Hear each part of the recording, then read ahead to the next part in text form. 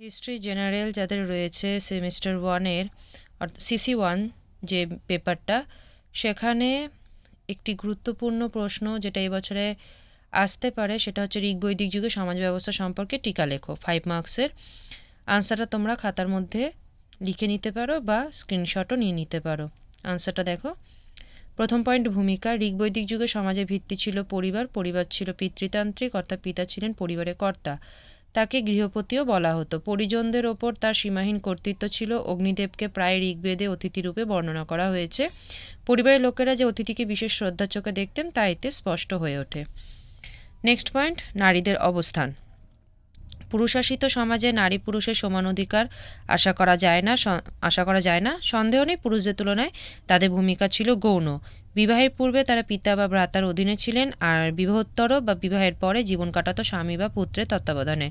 মেয়েদের সাধারণত একটু বেশি বয়সে বিবাহ হতো, ফলে পতি নির্বাচনে তাদের মতামতকে উপেক্ষা করা যেত না। কন্যা স্বেচ্ছায় স্বামী নির্বাচনে অজস্র দৃষ্টান্ত ঋগ্বেদে ছড়িয়ে রয়েছে। গৃহস্থালিতে নারী কর্তৃত্ব ছিল সর্বময়ী। ধর্মীয় কাজে স্ত্রী স্বামীকে সহযোগিতা করেন, তাই তিনি সহধর্মিণী ছিলেন। তারা পর্দানসীন বা গৃহবন্দী ছিলেন না। সামাজিক উৎসব অনুষ্ঠানে তারা অবাধে যোগ দিতেন। যুদ্ধক্ষেত্রেও তাদের বীরত্ব প্রদর্শন করেছেন। উচ্চশিক্ষার সুযোগ তাদের যথেষ্ট ছিল। লোপামুদ্রা, বিশ্ববাড়া, অপালা ঘোষা প্রভৃতি সেই যুগে কয়েকজন বিশিষ্ট মহিলা শিক্ষার উচ্চ স্তরে আরোহণ করেছিলেন। পরবর্তী পয়েন্ট, বিবাহ রীতি। বিবাহকে নরনারীর মধ্যে পবিত্র বন্ধন বলে মনে করা হতো। বংশ রক্ষার উদ্দেশ্যে সে বিবাহ বন্ধন এবং বিবাহের পণদানের প্রথা ছিল। সাধারণত সে পণ পেতেন কন্যার পিতা, কিন্তু এর ব্যতিক্রমও ছিল। কন্যা প্রতিবন্ধী হলে বা অন্য কোনো বিশেষ কারণে অনেক সময় কন্যার পিতা বা অভিভাবককে বরপণ জোগাতে হতো। নেক্সট পয়েন্ট, বিনোদন। আর্যদের দৈনন্দিন জীবনে বিনোদনের আয়োজন কম ছিল না। নাচ গান, রথের দৌড়, শিকার, মুষ্টিযুদ্ধ, পাশা খেলা প্রভৃতি আনন্দ অনুষ্ঠানের মধ্যে দিয়ে তাদের অবসর কাটত। বীণা, মৃদঙ্গ ইত্যাদি বাদ্যযন্ত্রের উল্লেখ ঋগ্বেদে রয়েছে। অধ্যাপক কিথ মনে করেন সুদূর ঋগ্বৈদিক যুগে ধর্মীয় দৃশ্যাবলীর অভিনয় হতো। আমোদ প্রমোদ যে সবসময় নির্ভেজাল হতো তা নয়। পাশা খেলার কথা এ প্রসঙ্গে উল্লেখ করা যায়। পরবর্তী পয়েন্ট, পোশাক। আর্যরা সাধারণত পশম এবং মৃগচর্মের পোশাক পরতেন। তারা নিম্নাঙ্গে পরতেন ধুতি, ঊর্ধ্বাঙ্গে চাদর। নিম্নাঙ্গ ঊর্ধ্বাঙ্গের বস্ত্র দুটিকে যথাক্রমে বাস এবং অধিবাস বলা হতো। পোশাক ছিল নানা রঙের। কোনো কোনো পোশাকে সোনা কারুকার্য থাকত। ঋগ্বেদে সুবাস, সুবসন ইত্যাদি শব্দের ব্যবহার দেখা যায়। মহিলারা সোনা, রূপা, দামি পাথরের অলঙ্কার পরতেন। নিষ্ক নামে এক ধরনের কণ্ঠহার সেই সময় খুবই জনপ্রিয় ছিল। চিরুনি ও তেল দিয়ে কেশ বিন্যাস করা হতো।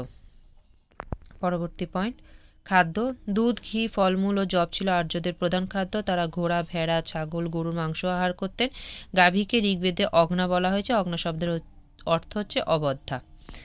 পরবর্তী পয়েন্ট, জাতিভেদ প্রথা। অনেক পণ্ডিত ঋগ্বৈদিক যুগের জাতিভেদ প্রথা ছিল বলেই অভিমত প্রকাশ করেছেন। অনেক ঐতিহাসিক বলেন ঋগ্বেদের সময় সমাজে ব্রাহ্মণ, ক্ষত্রিয়, বৈশ্য, শূদ্র 4টি বংশানুক্রমিক জাতিতে বিভক্ত ছিল।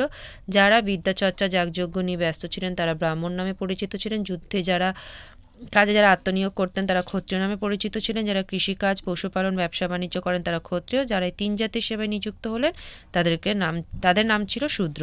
তবে সমাজের একই পরিবারে বিভিন্ন লোক বিভিন্ন পেশায় নিযুক্ত থাকতেন। সমাজে বিভিন্ন শ্রেণীর মধ্যে অন্তর্বিবাহ প্রচলিত ছিল।